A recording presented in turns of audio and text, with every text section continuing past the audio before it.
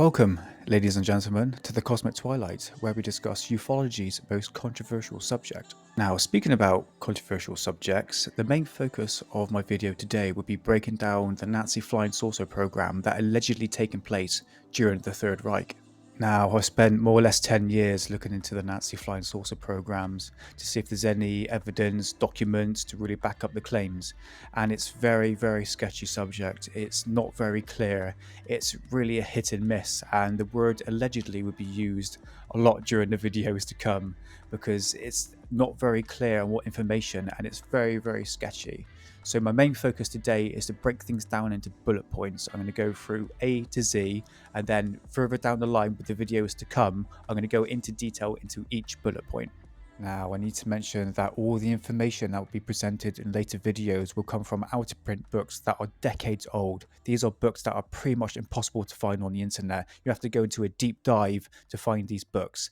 These are books about the German flying saucer programs that are decades old, and it's been quite hard to find and have to really go into a deep dive into it. And the reason why I bought these books because I wanted to find out where the original stories came from, and unfortunately the internet ain't going to give you the answer. So my main focus was to buy these books that cost me a lot of money, in some cases cost me well over £200 per book, but this is going to give me the original stories of where the Nazi flying saucer programs originated from. It is important to note, but when it comes to conspiracy theory research, one must take in consideration that the information available on the internet may be put there to misdirect or divert the researcher into a nonsensical belief. Let's start off from the beginning. Where did the Nazi flying saucer program originated from? Now, when I say flying saucers, I'm not talking about anti-gravity flying saucers. That's later on. I'm specifically talking about turbine-driven aircraft that was created in the 40s. The first ever mention of German flying saucers was from an Italian newspaper called Gialli d'Italia from the 25th of March 1950. An Italian engineer called Giuseppe Belluzzo, who worked underneath the Mussolini regime, claimed to have worked on a flying disc in 1942. Giuseppe Belluzzo was allegedly employed by the Germans to help them on their flying disc program. Shortly after that, a German newspaper called Der Spiegel was released on the 30th of March 1950, 5 days after the Italian scientist Giuseppe Belluzzo given his claims and accounts. In this case, a German engineer of the name of Rudolf Schriever was given his accounts to the German newspaper detailing his flying saucer design called the Flying Top. Rudolf Schriever named this flying disc Flugkaiser, otherwise known as Flying Gyro. There were other engineers involved in the German flying saucer program. One of these engineers was called Otto Habermohl, and the other one was called Richard Mithe. Now, according to legend, all four of these engineers worked together to help the Germans build a flying disc, a new type of aircraft. They were allegedly making prototypes, several prototypes of these turbine-driven aircraft.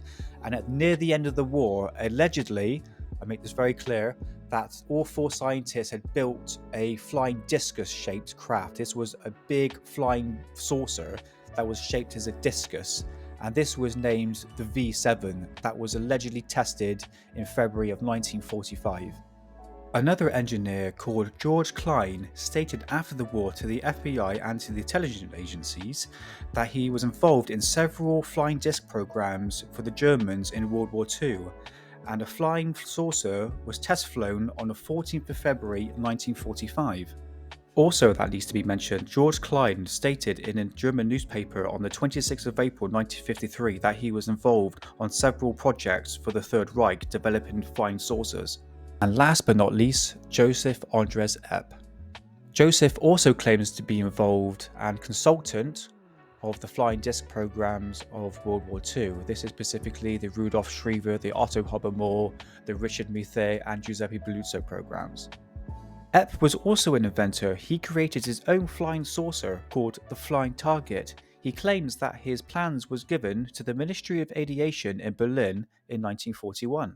According to Joseph Andres Epp, his plans was given to the man in charge of the V2 and other projects in Peenemünde, and that man's name was Major General Dr. Walter Dornberger.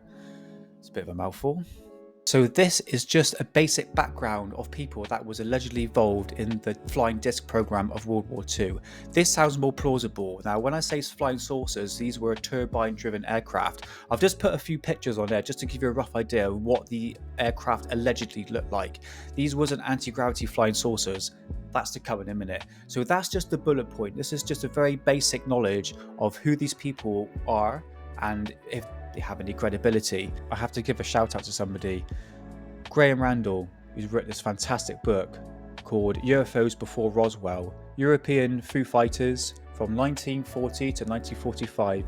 Graham Randall has actually been into the National Archives and dug up amazing information with Foo Fighters. And it's very, very incredible book. There's a big, lengthy book, so over 500 pages, but this goes into documents that are not presented in the public eye. So Graham Randall's done amazing work, and hopefully get him on the show soon to talk about Foo Fighters. Now we've got that subject out of the way, let's move forward to a very strange phenomena that was happening around our Allied bombers over Germany. Not just the Americans or the British would see these things, but also the Germans as well. And the Americans would describe these as Foo Fighters.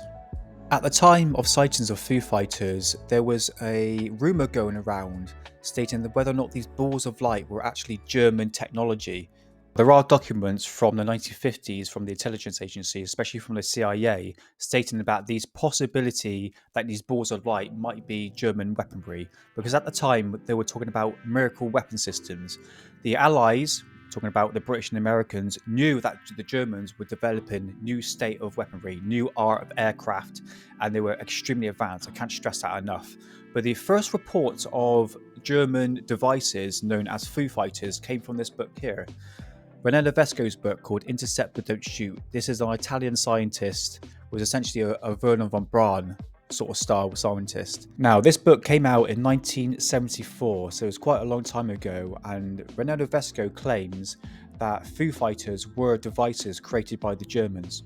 So that's it for Foo Fighters. I'm going to leave it there. I'm going to leave it for another episode because it requires a whole new video in itself. It needs to go in proper detail for it. So these are just bullet points so far.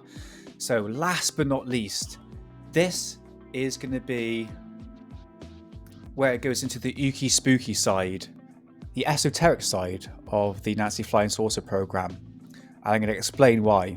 Because if you go onto the internet and type in Nazi flying saucers, I guarantee 100% you're going to get this side of the German flying saucer program. And this is the Maria Orsic, the Thrill Society, the Haunebu flying saucers, and the Thrill flying saucers. And this is specifically the anti-gravity side of the flying discs. I'm not going to go into detail just now about the Thrill Society because it needs an episode all on its own, because it gets so ooky spooky and it gets quite quirky, quite entertaining really when you look at it. It gets kind of like Star Trek-y sort of time travel and all that. Yeah, it gets really, really fun and entertaining. So that's later on in the episode. So what is the Thrill Society? Well, I've done my research into the Thrill Society and just a brief background of what it is. So the Thrill Society was set up in the early 20s by political and private investors who were into various occult beliefs. The Thrill Society had a secret weapon, and her name was Maria Orsic. So Maria Orsic was a long blonde-haired, blue-eyed, she was 6'2", tits like a front of a battleship. But most importantly, she was a powerful psychic medium. She had received communications from a planet 68 million light years away in the constellation of Taurus, and this planet was called Aldebaran. You're wondering why Maria Orsic is playing a part of this topic is because she played a big role in the construction plans of the Thrill and Haunebu flying saucers. Yes, you heard it right. It wasn't the SS or the German engineers or scientists. Nope, it was Maria Orsic receiving communications from an advanced civilization of Aryans that gave her the technical details and the construction plans for the flying saucers, specifically the Haunebu and Thrill. Oh, and also, don't forget the time machine. Yes, she created a time machine as well. Do you want to see a picture of it? There it is. There is so much to talk about the Vril Society. There is so much information out there about the Vril and Maria Orsic, and she also had 7 or 6 psychic sisters as well. She also built a time machine that I just mentioned just now, and she built this amazing spacecraft where she went to Aldebaran after World War II. Do you want to see a picture of it? There you go. There we go. Completely real. Before I leave, I need to mention one important project that the Nancys were developing at the end of the war, near the end of the war, and that's the Glocke, otherwise known as the Bell Project.